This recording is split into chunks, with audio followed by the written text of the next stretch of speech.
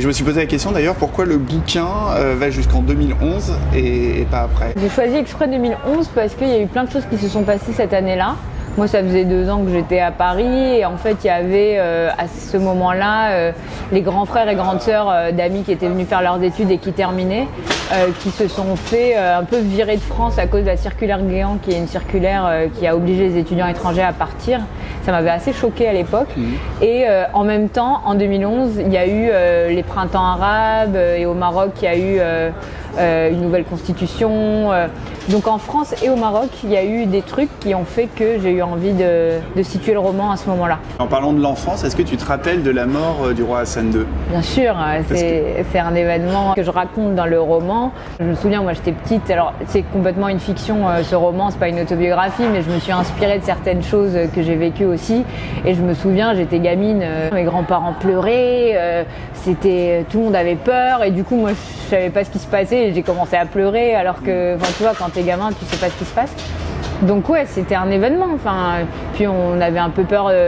La royauté, c'est quand même un gage de stabilité au Maroc et la mort de Hassan II, les gens ont eu un peu peur. Et puis ensuite, quand le nouveau roi est arrivé sur le trône, ça allait mieux. Mais c'était un événement marquant, en tout cas de ma jeunesse, de mon enfance. Ouais. Et dedans, tu tacles un peu, tu dis, c'est marrant cette façon d'appeler ça le Maghreb, de parler Maroc, Algérie, Tunisie, comme si c'était une unité alors que c'est 3 pays différents. En fait, ça, je t'avoue que c'était vraiment un ressenti, parce que quand je suis arrivée du coup à 18 ans, j'ai eu un peu des remarques, ah t'es maghrébine, tu viens du Maroc, ah c'est chouette, j'ai un copain algérien, tu vois. T'es là genre ok cool, c'est comme si un Américain te dit ah tu viens de Paris, t'es française, ah oui je suis allée en Italie l'été dernier, tu vois. C'était tellement aberrant et je comprenais pas. Et en fait ici c'est vrai qu'il y a une sorte de on met tout dans le même sac, ils sont chouettes, ils sont folklore, puis on aime bien le couscous, tu vois. Et moi, ça m'a hyper choquée parce que déjà, je connais pas l'Algérie, la Tunisie. C'est des pays avec des richesses, des trajectoires différentes.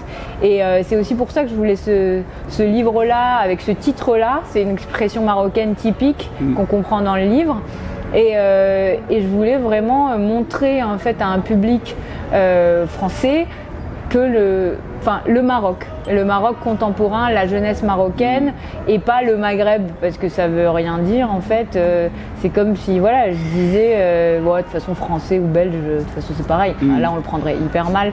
C'est pareil pour un Marocain où tu dis de toute façon les Algériens et la Tunisie c'est pareil. Non, c'est pas pareil.